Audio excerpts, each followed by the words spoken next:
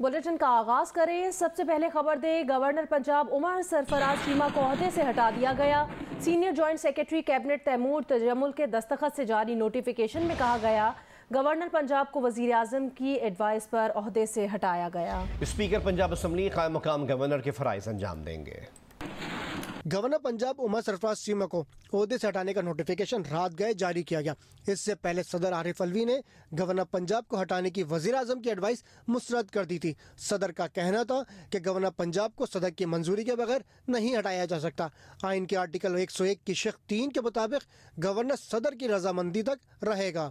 उमर सरफराज चीमा पर ना तो बदनिज़ामी का कोई इल्ज़ाम है और ना ही किसी अदालत की तरफ से सजा हुई। उन्होंने आइन के खिलाफ भी कोई काम नहीं किया।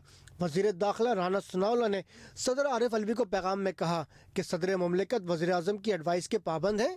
इससे हटना आइन शिकनी होगी। आइन से हटने वालों को आइन, अदालत और अवाम की सजा के लिए तैयार रहना होगा। गवर्नर पंजाब को हटाए जाने के बाद उमर सरफराज चीमा से सिक्योरिटी वापस ले ली गई। पुलिस का कहना है कि उमर सरफराज चीमा गवर्नर हाउस आए तो दाखिल नहीं होने दिया जाएगा। आइन के मुताबिक सदर के रद्द करने पर वज़ीर आज़म दोबारा एडवाइस भेजें तो उस पर खुद ब खुद अमल हो जाता है।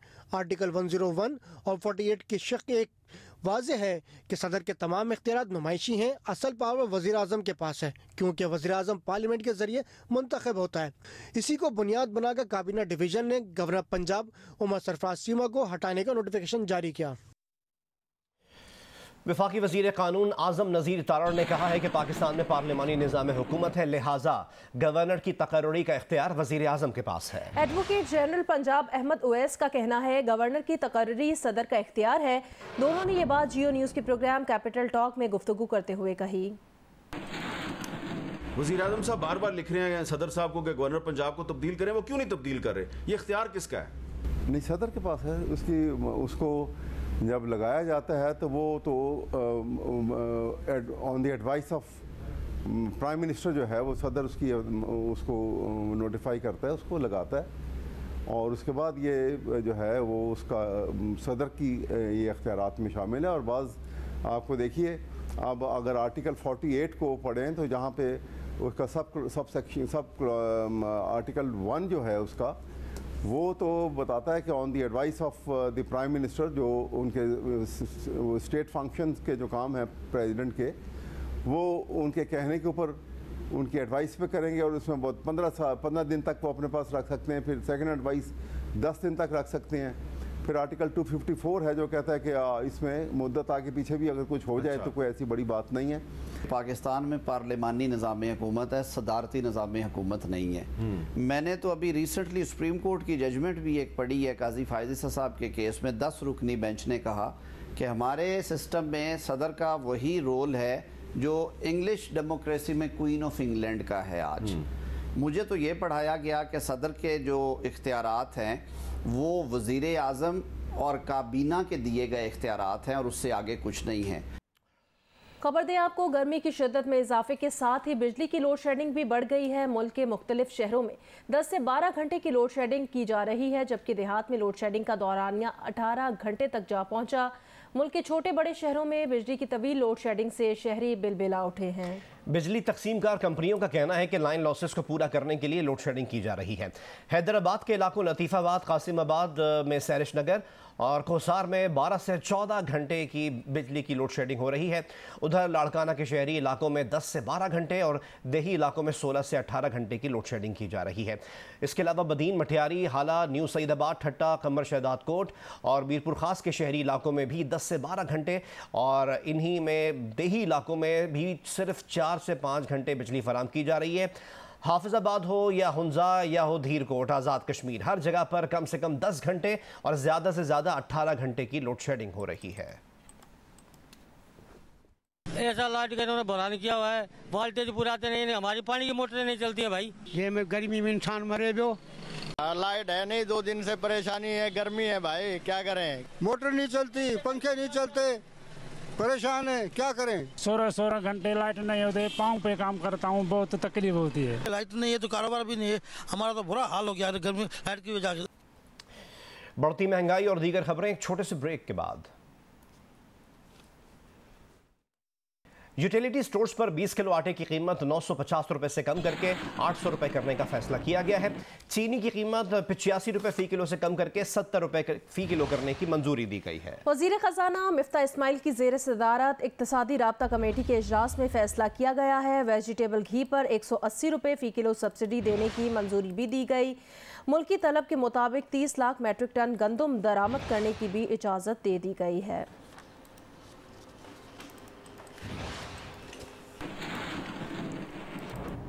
यूटिलिटी स्टोर्स कॉरपोरेशन ने बेसन खजूर के बाद मसाला जात की कीमतों में भी इजाफा कर दिया। 200 ग्राम सुर्ख मिर्च की कीमत में 36 रुपये तक इजाफा किया गया है। 950 ग्राम चाय की कीमत 47 रुपये बढ़ा दी गई है। आपको बताएं कि हल्दी, धनिया, इलायची समेत दीगर मसाला जात की कीमतों में इजाफे का नोटिफिकेशन भी जारी कर दिया। नई कीमतों का इतलाक भी कर दिया गया। यूटिलिटी स्टोर्स कॉरपोरेशन ने अपने ब्रांड की मसाला जात की कीमतें बढ़ा दी हैं। 200 ग्राम सुर्ख मिर्च की कीमत में 36 रुपए तक का इजाफा किया गया है। 100 ग्राम हल्दी की कीमत में 4 रुपए का इजाफा किया गया। इस नोटिफिकेशन के मुताबिक 200 ग्राम धनिया 9 रुपए, 50 ग्राम बड़ी इलायची 18 रुपए, सब्ज इलायची 13 रुपए, 200 ग्राम सफ़ेद ज़ीरा 23 रुपए, 50 ग्राम लौंग 16 रुपए महंगी कर दी गई है। यूटिलिटी स्टोर्स के ब्रांड की 950 ग्राम चाय की कीमत में 47 रुपए का इजाफा कर दिया गया है। मुल्तान के यूटिलिटी स्टोर से आटा, चीनी और घी गायब हो गए। खरीदार सस्ता आटा, चीनी और घी खरीदने के लिए यूटिलिटी स्टोर्स के चक्कर काट रहे हैं। मजीद बताएंगी मैमूना सईद।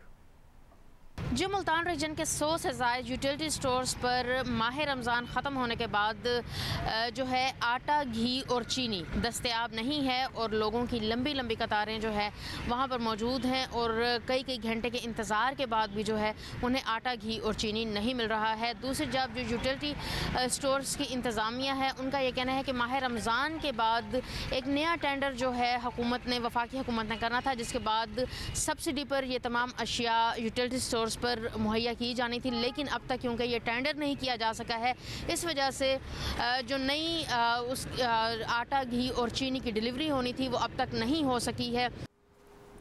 एक और अहम अपडेट आपसे शेयर करें। आलमी मंडी में खाम तेल की कीमत कम हो गई है। ब्रेंट खाम तेल की कीमत $7 कमी से $105 फी बैरल हो गई है। आलमी मंडी में कुदरती गैस की कीमत में 12% कमी हुई है। दौरान ट्रेडिंग गैस की कीमत $60 फी MMBTU की सतह पर पहुंच गई। मौसम से मुतालिक अपडेट करें। रावलपिंडी और इस्लामाबाद में गुज़श्ता रात तेज़ हवाओं के साथ बारिश हुई, जिसकी वजह से कई इलाकों में बिजली की फराहमी मुअत्तल हो गई। मिंगोरा, मरी और आज़ाद कश्मीर के कुछ इलाकों में भी बारिश हुई है। महकमा मौसमियात ने आज मुल्क के मैदानी इलाकों में शदीद गर्मी की पेशगोई कर दी है। मुल्क में गुज़श्ता रोज़ सबसे ज़्यादा दर्जा हरारत जैकबाबाद में 48 डिग्री सेंटीग्रेड रिकॉर्ड किया गया।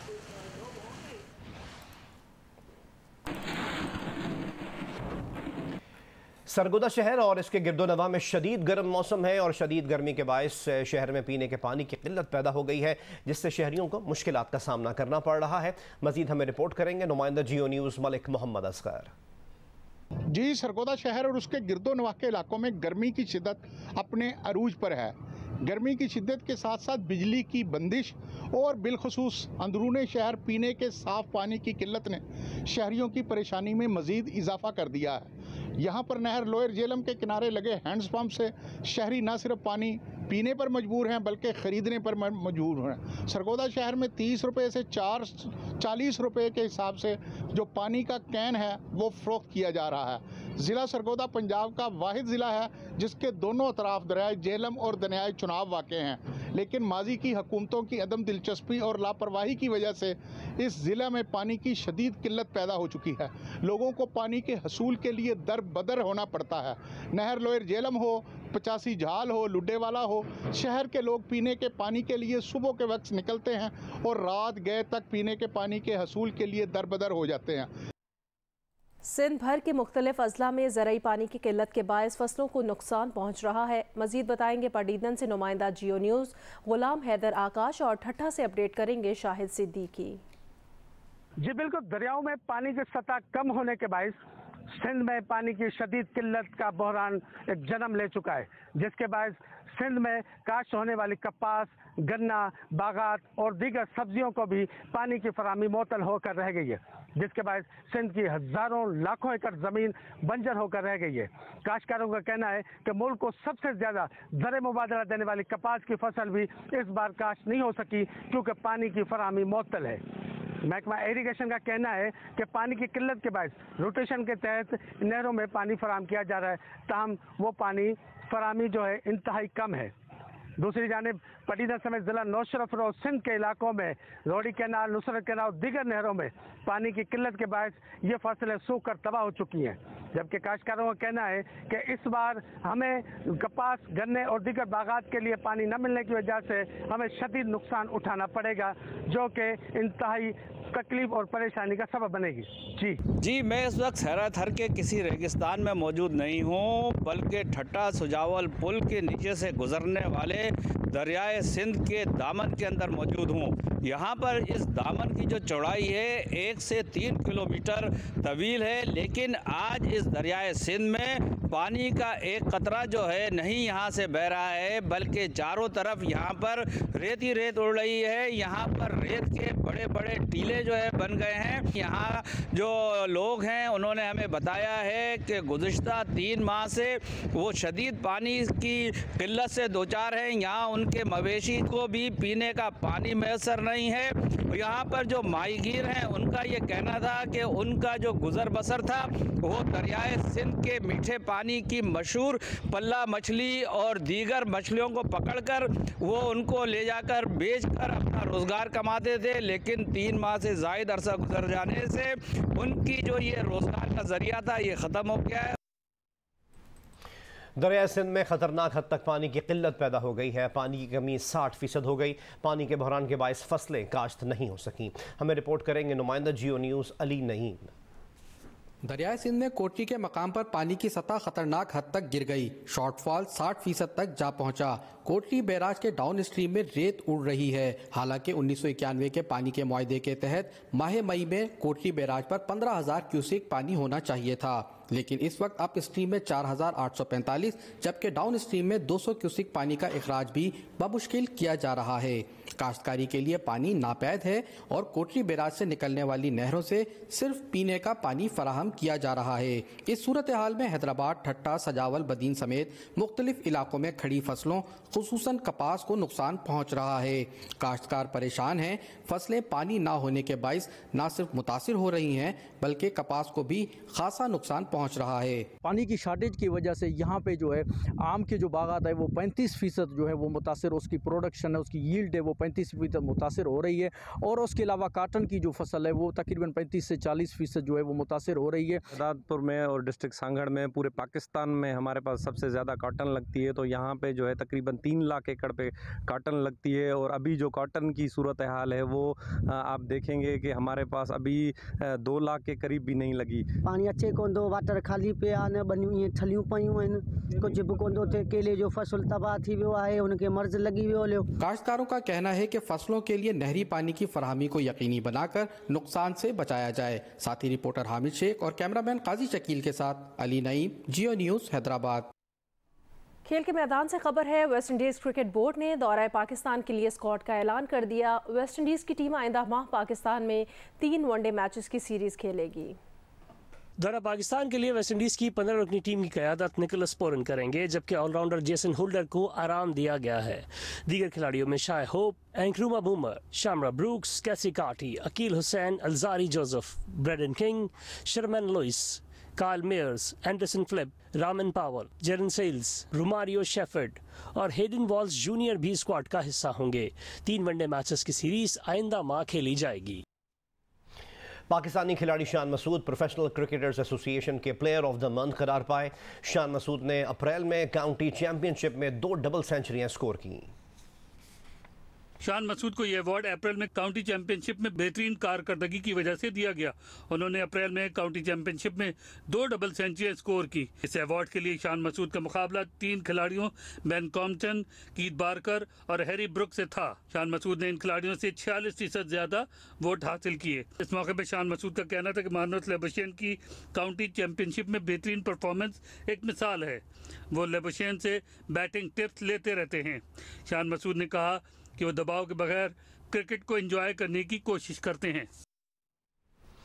पारा चिनार के नवाही इलाके किरमान में रूहानी पेशवा मीर करीम बाबा का उर्स जारी है। इस मौके पर रिवायती तौर पर मकामी अफराद नदी की सफाई का काम करते हैं। मजीद हमें अपडेट करेंगे नुमाइंदा जियो न्यूज़ अली अफजल अफजाल। पारा चिनार के नवाही इलाके करमान के ताजदार मीर करीम बाबा का सालाना उर्स जारी है। 2 रोज़ा तकरीबात में जहां लोग उर्स में शिरकत करते हैं वहां रस्म के मुताबिक नौजवान नरे वेला यानी नदी की सफाई का काम भी करते हैं। इस रस्म में हज़ारों की तादाद में लोग शरीक होते हैं, जिसमें लोगों के लिए ज़ियारत में खुसूसी ताम का भी एहतमाम किया जाता है। करमान के बाशिंदों का कहना है कि उनके लिए सालाना ये उर्स खुशी का बास बनता है, क्योंकि दूर दराज से उनके दोस्त व अहबाब इस रस्म में शिरकत करते हैं और मेले का समा होता है और ये प्रोग्राम 2 रोज़ तक जारी रहता है। अमलतास ऐसा दरख्त है जो सख्त गर्मी में भी अपनी तमाम तर रंगीनियों के साथ माहौल को दिलफरेब बना देता है। जिंदा दिलों के शहर में शोख जर्द रंग बिखेरते अमलतास के इस दरख्त के बारे में बताएंगे सुहेल इमरान अपनी रिपोर्ट में। गोल्डन शावर या मुल्तास बहार का मौसम खत्म होते ही जिस पर नन्ही मोतीनुमा कलियां नमूदार होती हैं, फिर गर्मियों की चिलचिलाती धूप में इसके चंपे रंग के फूल अलग ही मंजर पेश करते हैं। बागात के शहर लाहौर की बहुत सी सड़कें, मैदान और मकामात ऐसे हैं जहां अमलतास के फूल सख्त गर्मी में भी आंखों की ताजगी का सामान बनते हैं। थाईलैंड का कौमी दरख्त अमलतास अपने अंदर बहुत सी खूबियाँ समोए है। इसकी फलियाँ सदियों से देसी अद्वियात बनाने में इस्तेमाल होती हैं।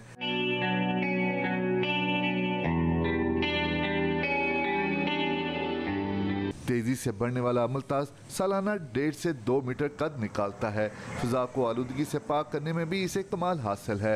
एरिजोना यूनिवर्सिटी की तहकीक के मुताबिक अमलतास खतरनाक मरकबात से फिजा को साफ करने का काम करता है। सुहेल इमरान, जियो न्यूज़, लाहौर।